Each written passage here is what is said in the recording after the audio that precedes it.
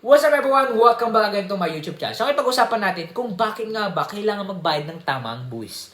Alright, bago tayo magsimula sa ating vlog, kung bago ka lang sa aking YouTube channel, please subscribe, click yung bell para update ka sa aking mga bagong vlog na upload in the future. At the same time, kapag na-reach po natin yung 100 subscriber, ay magpapag-giveaway po tayo after this year, 2025. Alright, balik sa ating topic.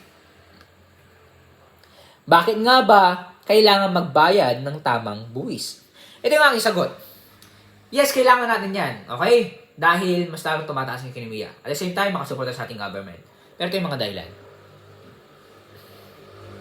Upang sumunod sa batas at maiwasan ang mga legal na problema. Kasi kapag madami ang problema, mahirap mag-strive at lumaki. Kasi para may bigat ka sa likod. Okay, stressful. Okay, if you want to buy this book, please click the Facebook official link in the description. Okay, mag-comment lang kayo. At the same time, okay naman, mag-message lang po kayo. Salamat po and God bless.